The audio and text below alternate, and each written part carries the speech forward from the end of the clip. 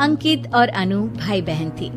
माँ बाप के देहांत के बाद बड़ी बहन अनु ने दिन रात मेहनत करके अंकित की देखरेख की और उसे पढ़ा लिखा कर पैरों पर खड़ा किया था।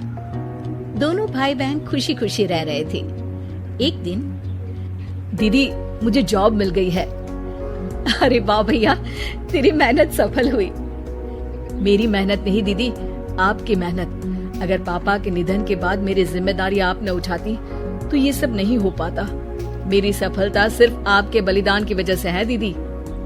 कुछ महीनों बाद अंकित की शादी सीमा से हुई। सीमा बड़ी ही चालाकी से अनु से मीठा मीठा बोलकर घर का सारा काम करवा लेती थी और खुद अंकित के साथ घूमा फिरा करती थी। वैसे तो वो सिर्फ खाना बनाने का काम ही घर में करती थी, लेकिन अब उसे उससे भी छुटकारा चाहिए था। इसीलिए एक दिन, दीदी मेरे हाथ का खाना अंकित को पसंद नहीं आता, क्या आप खाना बना दोगी प्लीज? अरे हाँ, ये भी कोई कहने की बात है, जरूर। सीमा इस बात से मन ही मन बड़ा खुश होती है और अगले दिन के झाड़ू पोछे के काम से छुटकारा पाने के लिए एक और तरकीब लड़ाती है। हॉल में जोर जोर से कराहने लगती है। उसके कराहने की आवाज सुनकर अनु हॉल में भागती हुई आती है। क्या हुआ सीमा?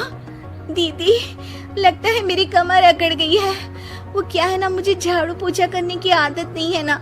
मेरी मम्मी पापा ने मुझसे कभी ये काम नहीं करवाया।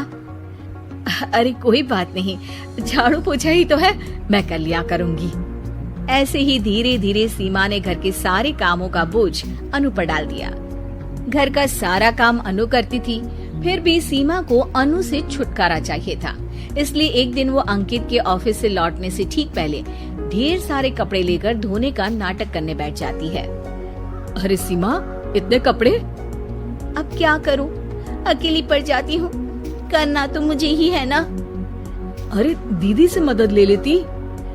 अच्छा, ताकि सारा जमाना कहे कि भाभी बड़ी ननद से काम करवा रही है।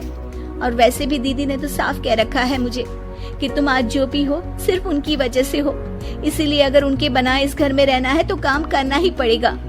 ये सब सुनकर अंकित को बहुत गुस्सा आ गया। उसने अनु को बुलाकर कहा, दीदी ये घर पापा ने बनाया था और इसमें मेरा भी हिस्सा है और मुझे वो चाहिए। ये सुनकर अनु को बुरा तो लगता है, मगर वो दूसरे ही दिन घर का बंटवारा करने के लिए वकील के पास चली जाती है। वहाँ से लौटते हुए अनु का एक्सीडेंट हो जाता है, जिससे वो दोनों पैरों से अपंग हो जाती है। अब मजबूरन उसकी पूरी देखरेख सीमा को करनी पड़ती है।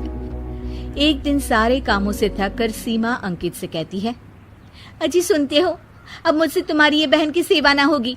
अगर कल तक तुम इसका बंदोबस्त नहीं करते तो मैं घर छोड़कर चली जाऊंगी। अरे ये कैसी बातें कर रही हो? इस हालत में वो कहाँ जाएंगी? मैं कुछ नहीं जानती, बस कल ये इस घर में मुझे दिखनी नहीं चाहिए। अंकित अपनी बीवी की जिद के आगे हार मान लेता है और अनु को शेल्टर होम में छोड़ आता है। 3 महीने बाद, अजी सुनते हो, ये आपके लिए एक पार्सल आया है, ये लीजिए। अरे इसमें तो घड़ी है और एक चिट्ठी भी है। दिखाइए तो। अरे वाह, बड़ी ही सुंदर घड़ी है, लेकिन ये आपको भेजी किसने? पता नहीं, शायद चिट्ठी में कुछ लिखा हो। आशा करती हूँ ये घड़ी तुम्हें पसंद आएगी। रक्षाबंधन की बहुत शुभकामनाएं, तुम्हारी दीदी अनु। चिट्ठी पढ़कर अंकित की आंखें भर आती है। मैं दीदी को लेने जा रहा हूँ सीमा। अरे घड़ी भेज तो दी उन्होंने, अब क्यों जाना उनके पास? देखा सीमा, दीदी हमसे दूर जाकर भी हमारे बारे में ही सोचती है, और एक हम है जो उनकी सेवा से बचने के लिए उन्हें शेल्टर होम छोड़ा है। तुम्हारी बातों में आकर मुझसे ये क्या पाप हो गया? मैं जा रहा हूँ दीदी को लेने, और जब मैं वापस आऊँ तो तुम मुझे हमारे घर में मत दिखना।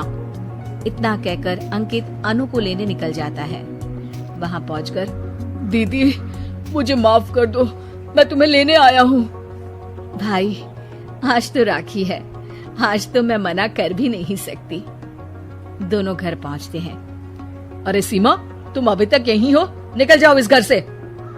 अरे वाह अंकित, फिर वही गलती कर रहे हो तुम। सीमा, तुम कहीं नहीं जाओगी। दीदी मुझे माफ कर दो, मुझसे गलती हो गई।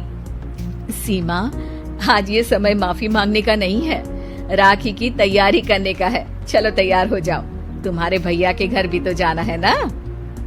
ये सुन सीमा अनु के गले लग जाती है।